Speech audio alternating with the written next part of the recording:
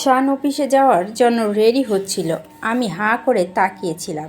এত সেজেগুজে যে মানুষ অফিসে যায় ওনাকে না দেখলে আমি জানতাম না। আসলে অফিসে তো যায় না, যায় মেয়েদের পাগল করতে যত সব। আমি ওনার কাছে গিয়ে বললাম, আজকে কি আপনি ফ্রি আছেন? শান মাথা আঁচড়াতে আঁচড়াতে বলল, হঠাৎ জিজ্ঞেস করছো কেন? আজকে আমার ফ্রেন্ড তানিশার জন্মদিন, বলছিলাম আপনাকে। ওদের বাসায় পার্টি রেখেছে, আমার সাথে আপনাকেও দাওয়াত দিয়েছে, তাই বলছিলাম কি যদি আপনি যেতেন। আগে বললে হয়তো ম্যানেজ করতে পারতাম, এখন সম্ভব না। আজকে আমার একটা মিটিং আছে। ওহ, গেলে ভালো লাগতো। আচ্ছা, ব্যাপার না, আমি একা চলে যাব। শান এইবার আমার দিকে তাকিয়ে বলল, কখন যাবে আর কখন ফিরবে? এই তো সন্ধ্যা যাব, আসতে আসতে হয়তো অনেক রাত হবে। যাওয়ার দরকার নেই। আমি ওনার কথা শুনে চমকে উঠলাম। যাব না মানে? এত রাত অবধি বাড়ির বাইরে থাকবে, তাও একা একা? কোনো প্রয়োজন নেই, বাসায় থাকো। আমি বায়না ধরে বললাম, দেখুন, আমি না গেলে ও খুব রাগ করবে, আমার বেস্ট ফ্রেন্ড।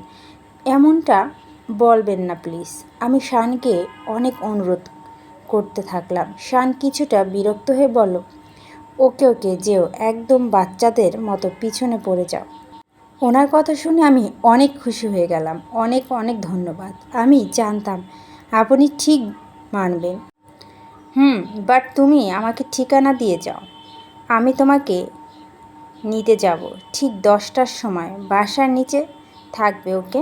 আমি হেসে বললাম, ওকে। তারপর আমি ওনাকে তানিশার বাসার ঠিকানা দিয়ে দিলাম। উনি অফিসে চলে গেলেন। আমি ওনাকে গাড়ি পর্যন্ত এগিয়ে দিয়ে এলাম। সন্ধ্যা 6টা আমি রেডি হয়ে নিলাম তানিশার বাসায় যাওয়ার জন্য। আমি তেমন একটা সুন্দর সাজতে পারি না, তাই শাশুড়ি মা সাজিয়ে দিলেন। একটা লাল গাউন পরলাম, গলায় একটা প্যান্ডেন্ট, কানে ছোট একজোড়া ইয়ারিং, হাতে ব্রেসলেট, ঠোঁটে লাল লিপস্টিক, হালকা মেকআপ, চুলগুলো ছাড়া দিলাম। বেশ, আমার সাজ কমপ্লিট। শাশুড়িমা বললেন, দেখি একটা কালো টিপ দিয়ে দিই, কারো নজর না লাগে। মা একটু কালি দিয়ে আমার কানের কাছে হালকা করে ছুঁয়ে দিল। আমি অবাক হয়ে বললাম, হঠাৎ আমার এসব কেন? কেন আবার? আমার মেয়েটাকে যে এত ভালো লাগছে তাই। মায়ের কথা আমি হাসলাম। আচ্ছা মা, তুমিও চলো না আমার সাথে, আমার একা একা ভালো লাগছে না। মা কণ্ঠে আড়ষ্টতা। না রে, আমার ওসব পার্টি ভালো লাগে না। আর কিছুক্ষণ পর তোর বাবা আর শান চলে আসবে, তাই বাসায় থাকতে হবে। তুই যা, সাবধানে যাবি। আমার আর কি করা, কারো সময় নেই আমার সাথে যাওয়ার, তাই আমাকে অজ্ঞতায় একাই যেতে হচ্ছে। যদিও আমারও যাওয়ার কোনো ইচ্ছে ছিল না, তানিশাকে কথা দিয়ে ফেলেছি, তাই বাধ্য হয়ে যেতে হচ্ছে। তানিশাদের বাসার সামনে এসে গাড়ি থামতেই আমি ভিতরে চলে গেলাম। এখানে আমাদের ক্লাসে সবাই আছে, তাই তেমন কোনো অসুবিধা হলো না সবাইকে চিনতে। আমি সবার সাথে টুকটাক কথা বলবো। তানিশাকে খুঁজতে লাগলাম। কিছুক্ষণ খোঁজার পর তানিশাকে পেয়ে গেলাম। তানিশা দেখতে পেয়ে তানিশা দৌড়ে এলো। কিরে, এত লেট করলি? তোর জন্য কতক্ষণ থেকে ওয়েট করছিলাম, একটু জ্যামে পড়ছিলাম তাই লেট হলো। যাই হোক, শুভ পয়দার দিবস সাতজন্যে। তানিশার হাতে গিফট ধরিয়ে দিয়ে বললাম। তানিশা বলল, ধন্যবাদ দিমু না, কারণ এইটা পাওয়ার আমার অধিকার। তানিশার কথা শুনে আমি খিলখিলিয়ে হেসে উঠলাম। এই মেয়েটা কখনো চেঞ্জ হবে না। তখনই পিছন থেকে কেউ এসে বলল, শুভ জন্মদিন 10 বাচ্চার মা, এই নে তোর স্পেশাল গিফট।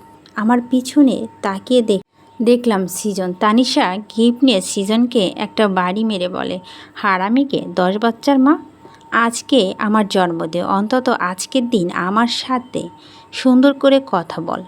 কি কমো বল, তোরে দেখলে আমার সুন্দর কথা বের হয় না।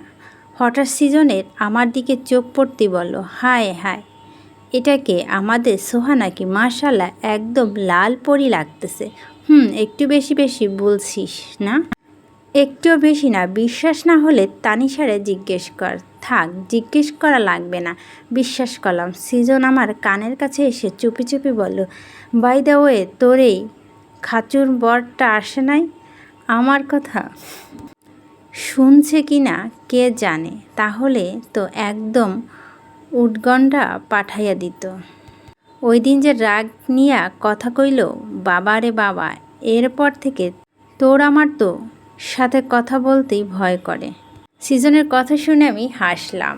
ওই দিন মার্কেটে ওই ঘটনার পরে সৃজনের সাথে আমার যতই দেখা হয় যে আমাকে এইভাবেই টোন কাটে। প্রথম প্রথম বিরক্ত লাগতো, এখন আর লাগে না। তাই আমি ওর কথায় সায় দিয়ে বললাম, না আসে নাই, তোর কপাল ভালো। সৃজন কবুল হাত দিয়ে লম্বা একটা নিঃশ্বাস নিল। যাক, বাঁচলাম। তানিশা সৃজনের পাশ থেকে আমাকে টেনে নিয়ে এসে বলল, ওর কথা বাদ দে তো, চল তোর সাথে আমার একটা কাজিনের পরিচয় করিয়ে দিই। আরে কাকে পরিচয় করাবি? লাগবে না। কথাটা শেষ করতে করতেই তানিশা আমার কথা অগাধ্য হয়ে ওর কাজিনের ডাক দিল। এখন আবার কাকে পরিচয় করাবে? বিরক্ত লাগছিল। আমি মাথা নিচু করেছিলাম। তখনই তানিশা বলল, Soha meet my cousin brother Ryan. আর রায়ান ভাইয়া, এটা হলো সোহা, যার কথা তোমাকে সব সময় বলি। রায়ান নামটা শুনেই আমার মনের ভিতরে খটকা লাগলো। আমি দ্রুত কপাল উঠিয়ে চমকে উঠলাম। আপনি? রায়ান হেসে বলল, আমি অনেকটা বিস্ময় নিয়ে ওনার দিকে তাকিয়েছিলাম। উফ গড, যেখানে যাই সেখানে এই লোকটাকে থাকা কি জরুরি? এখন আবার কি বলে?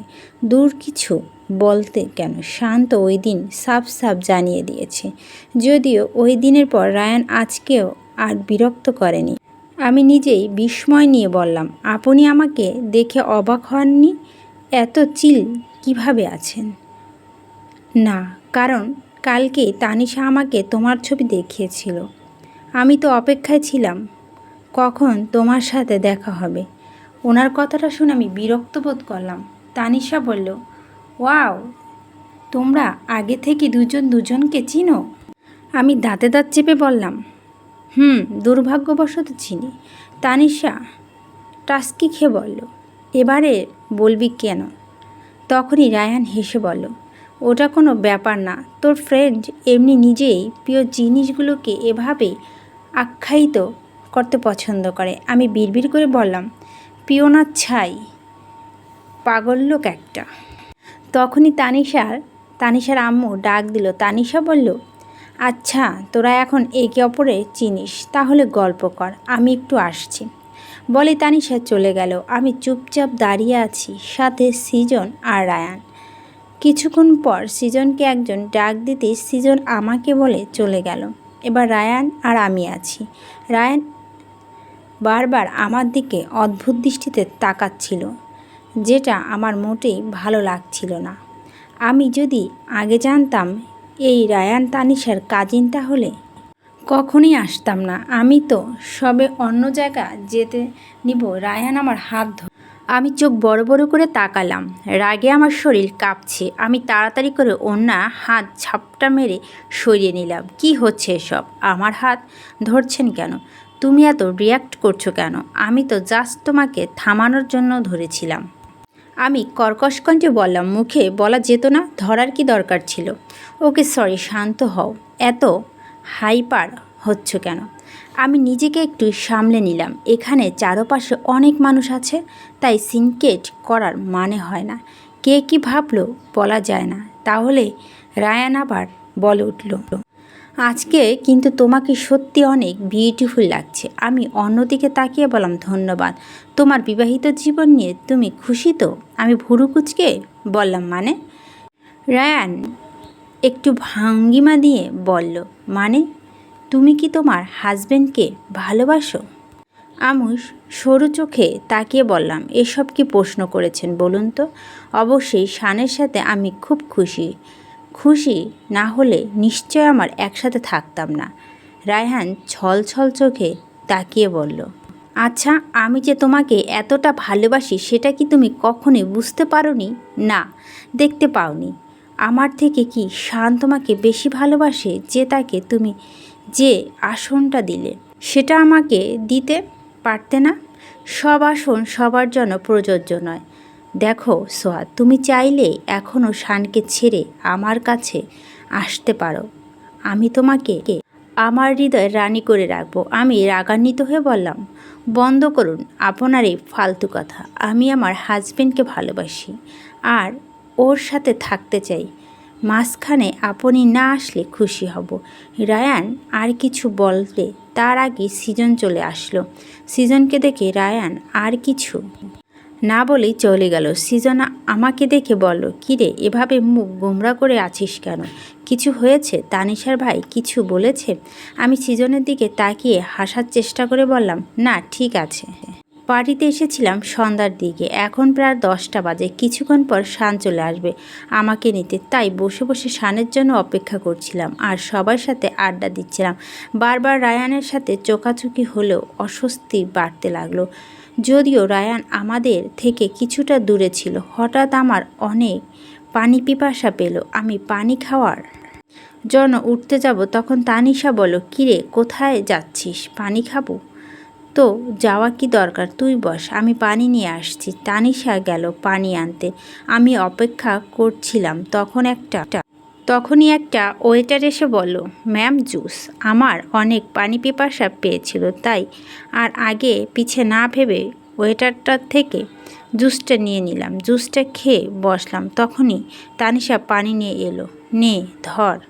লাগবে না, আমি জুস খেয়েছি। তানিশা অবাক হয়ে বলল, তুই না বললি পানি খাবি? সৃজন রেগে বলল, ওই ময়নার মা, এত কথা বলিস না কেন, একটা খেয়েছে তো। তানিশা আর কিছু না বলে পানি গ্লাসটা পাশে রেখে বসে পড়ল। আবার পুনরায় সবার সাথে কথা বলতে লাগলাম। হঠাৎ আমার মাথাটা কেন জানি চক্কর দিয়ে উঠল। শরীরটা প্রচুর খারাপ লাগছিল, অশান্ত অনুভূতি হচ্ছিল। আমি তারপর কিছুক্ষণ বসেছিলাম, কিন্তু না, মাথাটা আরও বেশি পরিমাণে ঘুরছিল। একটু ওয়াশরুমে গিয়ে নাকে মুখে পানি দেওয়াটা জরুরি, তাই তানিশাকে বললাম, তোর রুম কই? কেন, কি হয়েছে? লাগবে? ওয়াশরুমে যাব। ওই তো, সোজা গিয়ে বাম দিকে যা। আচ্ছা। কথাটা বলেই আমার চলে গেলাম। হাঁটতে প্রচুর কষ্ট হচ্ছিল, মনে হয় আমি এখানে মাথা ঘুরিয়ে এখানে পড়ে যাব। চোখের সামনে সব ঝাপটা দেখছিলাম, তাও কোনো রকম ওয়াশরুমে গিয়ে পানি দিচ্ছিলাম মুখে, কিন্তু আর দাঁড়িয়ে থাকতে পারলাম না। ঠাস করে পড়ে গেলাম নিচে। তারপর আর কিচ্ছু মনে নেই। রাত 10টা বাজে শানের গাড়ি এসে থামলো তানিশাদের বাড়ির সামনে। শান গাড়ি থেকে নেমে সোয়াকে বেশ কয়েকবার কল করলো, বাট সোয়া রিসিভ করলো না। শানের কেমন জানি খটকা লাগলো। শান আর বাইরে দাঁড়িয়ে না থেকে দূরত্ব ভিতরে চলে এলো। ভিতরে গিয়ে সোহাকে খুঁজতে লাগলো, বাট চোখে পড়ল না। তখন সৃজনকে দেখতে পেল। সৃজনের সাথে ওই দিন শপিং মলে দেখা হয়, চিনতে অসুবিধা হলো না। শান গিয়ে বলল, সোহা কোথায়? সৃজন বলল, ভাইয়া আপনি সোহাকে নিতে এসেছেন বুঝি? তানিশা অবাক হয়ে বলল, আপনি সোহার হাজবেন্ড? কেন? তানিশা হেসে বলল, আমি সোহার bestie. Nice to miss you. Same to you. But এখন বলো সোহা কই? সোহা ওয়াশরুমে গিয়েছে। কখন? বেশ কিছুক্ষণ হলো। শান চিন্তিত হয়ে বলল, এখন আসেনি না? আচ্ছা আমাকে নিয়ে চলো তো। কি হয়েছে ভাইয়া? কিছু না, নিয়ে চলো আমাকে। তানিশা শানকে চিন্তিত দেখে তাড়াতাড়ি শানকে তানিশা রুমের দিকে নিয়ে গেল। রায়ান সোয়াকে কোলে করে নিয়েই বিছানায় শুয়ে দিল। বিছানায় পাশ ঘেঁষে নিচে মেঝেতে বসলো। সোয়া এক হাতে নিজের হাত মুঠো নিল আর ছলছল চোখে তাকিয়ে বলল, কেন সোয়া, কেন তুমি আমার সাথে এমনটা করলে? কম তো ভালোবাসিনি তোমাকে। শানের মতো এমন কি দেখলে যেটা আমি তোমাকে দিতে পারতাম না? আজকে তোমার সাথে এটা হবে, সেটার জন্য দায়ী শুধু তুমি দায়ী। অনেক চেষ্টা করছি তোমাকে বোঝানোর, তোমাকে ঠিক কতটা ভালোবাসি, বাট তুমি বুঝলে না কখনো। আজকের পর নিশ্চয় তোমার হাজবেন্ড তোমার মুখটাও দেখবে না। সেই ব্যবস্থা করব, তবে তুমি চিন্তা করো না, তোমাকে আমি আমার রানী করে রাখবো, প্রমিস। রুমের সামনে এসে লক ঘুরিয়ে দেখলো দরজা খুলছে না। তানিশা অবাক হলো, 2-3বার ধাক্কা দিল, বাট খুলছে না। তাহলে কি দরজার ভিতর থেকে লক করা কেউ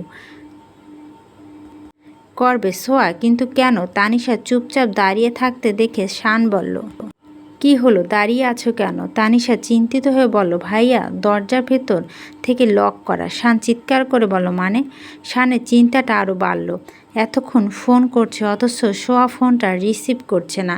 এখন দরজা বন্ধ, নিশ্চয় কোনো ঝামেলা হয়েছে। শান দরজার নিচে সমস্ত শক্তি দিয়ে ধাক্কা মারল, সাথে সিজনও। 2-3 বার জোরে জোরে ধাক্কা মারার পর দরজার লক ভেঙে গেল আর সবাই ভিতরে ঢুকে দেখলো। ভিতরে ঢুকে ওরা তিনজন শকড হয়ে গেল। সিজন সোহার ওড়নাটা একটানে খুলে নিয়ে আর তখনই নিজের হাত দিয়ে সোহাকে স্পর্শ যাবে তার আগে শান এসে রায়ানের হাতটা শক্ত করে চেপে ধরল। রায়ান চমকে গিয়ে শানের দিকে তাকিয়ে রইল।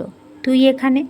কথাটা বলি শান রায়ানের টেনে নাক বরাবর একটা ঘুষি দিয়ে রায়ানের উল্টে পড়ল। শানের রাগে শরীর কেঁপে যাচ্ছে। শান রায়ানকে ইচ্ছে মতো লাথি ঘুষি দিতে থাকলো আর চিৎকার করে বলল, তোর সাহস হলো কি করে আমার কলজার গায়ে হাত দেওয়ার? তোকে বলছি না আমার সোহা থেকে দূরে থাকবি? এত সাহস কোথায় পেলি? যেই হাত দিয়ে আমার সোহাকে স্পর্শ করতে চাচ্ছিলি ওই হাত আমি তো আজকে ভেঙে ফেলবো।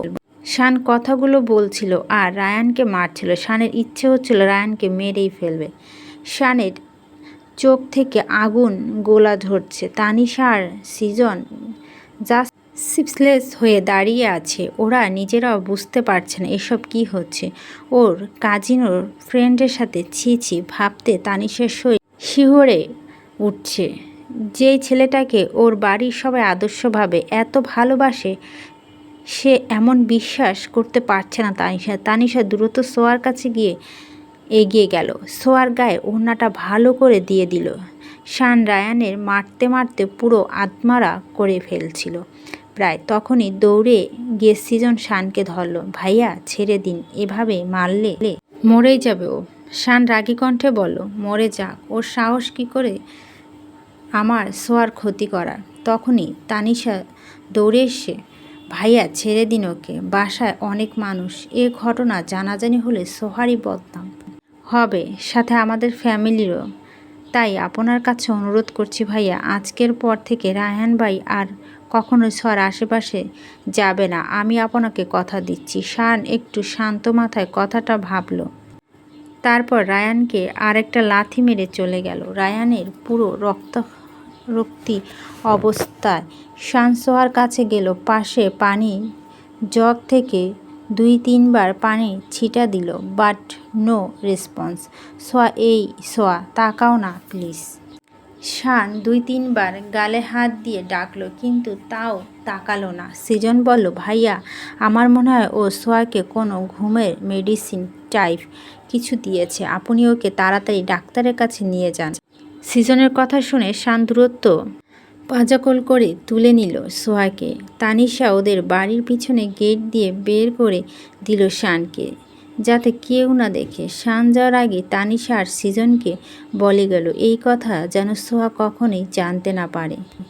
ওরা চোখের ইশারায় বোঝালো বলবে না। সিজন গাড়ির দরজা খুলে দিল। শান সোহার গাড়ির ভিতরে শুয়ে দিল। তারপর গাড়ি ড্রাইভ করে শানের ফার্ম হাউসে চলে গেল, কারণ ওখানে বাসায় নিয়ে গেলে মা বাবার প্রশ্নের সম্মুখীন হতে হবে। তখন কি বলবে শান? শান শুধু বাসায় ফোন করে বলে দিল ওরা আসতে পারবে না, অনেক রাত হয়ে, তাই ফার্ম হাউসে চলে যাবে, কেউ যেন অপেক্ষা না করে। শান সোহাকে বাড়ির ভিতরে নিয়ে এসে একটা বিছানায় শুয়ে দিল। গাড়িতে আসতে আসতে ডাক্তারকে কল করে দিল। কিছুক্ষণ মধ্যে ডাক্তার এসে গেল। সোহাকে একটু চেক আপ করে ইঞ্জেকশন দিয়ে দিল।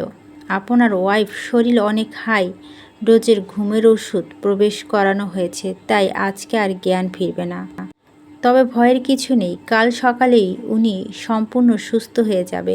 কথাটা বলে ডাক্তার চলে গেল। শান দরজাটা আটকে দিয়ে সোয়ার পাশে বিছানায় বসল। কি নিষ্পাপ পবিত্র মেয়েটি, যাকে কিনা ওই জানোয়ারটা অপবিত্র করতে চেয়েছিল। ভাবতে শানের রক্ত গরম হয়ে যাচ্ছে। আজকে আর একটু দেরি হলে সব শেষ হয়ে যেত। শানের চোখে পানি ছলছল করছে।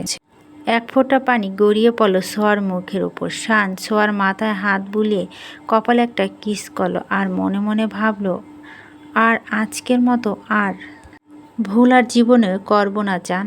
আর কখনোই আমার জান পাখিকে একা কোথাও যেতে দিব না। সব সময় ছায়ার মতো সাথে থাকবো, যাতে কেউ তোমাকে কোনো ক্ষতি করতে না পারে। এটা প্রমিস রইল সুইট হার্ট। শান সোহার দিকে তাকিয়ে একটু হাসলো। সারা রাত শান সোহার পাশেই বসেছিল। সোহাকে এক নজর দেখতে থাকলো। দেখতে দেখতেই যে কখন সোহার পাশেই ঘুমিয়ে গেল সেটা বুঝতে পারছে না শান। সকালে চোখ খুলতেই শানকে আমার পাশে শুটি শুটি হয়ে এক হাতে আমাকে জড়িয়ে শুয়ে থাকতে দেখে একটু শকড হয়ে গেলাম। শান এখানে কি করছে? আমি সোয়ার থেকে উঠব, কিন্তু মাথাটা প্রচুর ব্যথাহার ভার লাগছিল। আমি এক হাত দিয়ে আমার মাথা হাত দিলাম। আস্তে আস্তে শানের একটা হাত আমার শরীরের উপর থেকে সরিয়ে দিলাম। তারপর উঠে বসলাম।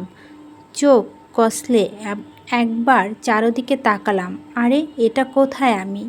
এটা তো তানিশার বাড়ি না, আর না আমাদের বাড়ি। তাহলে কোথায়? আর একটু মনোযোগ সহকারে দেখতেই সোহা মনে হলো, আরে এটা তো শানের ফার্ম হাউস। আমরা এখানে কেন? আমার খটকা লাগলো। কালকে রাতে তো আমরা তানিশাদের বাসায় ছিলাম, তাহলে এখানে এলাম কখন? আমি মাথায় হাত দিয়ে ভাবতে লাগলাম। কালকে জুসটা খাওয়ার পর আমার শরীর খারাপ লাগছিল। তারপর ওয়াশরুমে গেলাম। আর তারপর কি হয়েছে অনেক মনে করার চেষ্টা করলাম, কিন্তু কিছুতেই পারলাম না। শান চোখ না খুলে হাত বাড়িয়ে দিল সোহা আছে কিনা, কিন্তু যখন দেখলো নেই, শান ভয় পেয়ে গেল আর ঘুম থেকে ধরফরিয়ে উঠে গেল। উঠেই খেয়াল করলো সোহা ওর পাশে বসে মাথায় হাত দিয়ে। শান সোহার কাঁধে হাত দিল। আমি মাথা তুলে তাকালাম। শান আমার মাথা হাত বুলিয়ে বলল, কি হয়েছে এখন? শরীর কেমন আছে? আমি শানের দিকে অবাক হয়ে বললাম, শরীরের আবার কি হলো? আচ্ছা আমরা এখানে কেন? আমরা তো কালকে তানিশার বাসায় ছিলাম। আপনি কখন এলেন? আমার কিছু মনে নেই কেন? শান আমার কথা শুনে খানিকটা হাসলো। শানকে হাসতে দেখে বললাম, আমি হাসার মতো কি বললাম? না আসলে একসাথে এত প্রশ্ন করছো তো, তাই ভাবছি কোনটা আগে বলবো। আমি বিছানা থেকে নেমে গলা উঁচিয়ে বললাম, সবটা বলবেন? শান আমার সামনে এসে দাঁড়িয়ে বলল, বলবো। তার আগে গিয়ে ফ্রেশ হয়ে নাও, ভালো লাগবে। আগে আপনি বলুন। শান একটা দীর্ঘশ্বাস ছাড়ল। কালকে হয়তো কিছু ভুলভাল খেয়ে নিয়েছো, তাই অসুস্থ হয়ে পড়েছিলে। একটু এজন্য মনে নেই। ওই অবস্থায় তো আর বাসায় যাওয়া যেত না, তাই এখানেই নিয়ে এলাম। এবার খুশি? শুনে নিয়েছো? আমি একটু হেসে মাথা নাড়ালাম। শান বলল, ওকে, এবার ফ্রেশ হয়ে আসো। শানের কথা শুনে আমিও আলে গেলাম। আমার এখন এমনিতে একটু ফ্রেশ হতে হবে। শরীর অনেক খারাপ লাগছে। গোসল করলে যদি ভালো লাগে। বাট পরব কি? আমি আমার পিছন ঘুরে তাকালাম। শান বলল, আবার কি? আচ্ছা আমি পরব কি? কিছু তো নেই এখানে। শান তখন কিছু একটা ভাবলো। তারপর কাবাডের কাছে গিয়ে একটা শাড়ি বের করে নিয়ে এসে আমাকে দিল। নাও, এটা চলবে কিনা দেখো। চলবে মানে? দৌড়ে? বাট আপনি এটা কোথায় পেলেন? কিনেছিলাম। কই পাবো? আমি ভুরু নাচিয়ে বললাম, কার জন্য? শান হেসে বলল, আমার বউ পাখিটার জন্য। এখন যাও, গিয়ে ফ্রেশ হয়ে আসো। শানের মুখে বউ পাখিটা শুনে আমার হৃদয়ে একটা সুখের পরশ ছুঁয়ে গেল, আর চোখে মুখে খুশি ফুটে উঠল। আমি লজ্জা পেয়ে দৌড়ে ওয়াশরুমে চলে গেলাম। আর শান আমার দিকে তাকিয়ে হাসলো। আমি ফ্রেশ হয়ে এসে দেখি শান মোবাইল টিপতেছে। আমি মাথা মুছতে মুছতে গিয়ে বললাম, আমার ক্ষুধা লাগছে, কিছু আছে খাওয়ার মতো? শান কিছু একটা ভুলে যাওয়ার ভান করে মাথা হাত দিয়ে বলো, ইস একদম ভুল গেছি। আচ্ছা তুমি বসো, আমি খাবার অর্ডার করে দিচ্ছি। শান হাতে ফোন নিতেই আমি ফোনটা কেড়ে নিলাম। শান ভুরু কুচকে বলল, কী ব্যাপার? খাবার অর্ডার করার দরকার নেই, আমি খাবার বানিয়ে দিচ্ছি। শান রাগান্বিত হয়ে বলল, কোনো দরকার নেই রান্না করার। ওই দিন হাত পুড়িয়েছিলে মনে আছে? আরে কিছু হবে না, আমি রান্না করব, প্লিজ প্লিজ। ওকে, বাট আমি ওই রান্না করব তোমার সাথে। আমি টাস্কি খেয়ে বললাম, আপনি? শান মুচকি হেসে বলল, আপনি রান্না পারেন? পারি না, তবে তোমার সাথে শিখব। আমি হো হো করে হেসে দিলাম। উনি আমার দিকে হাসিমুখে তাকিয়ে বললেন।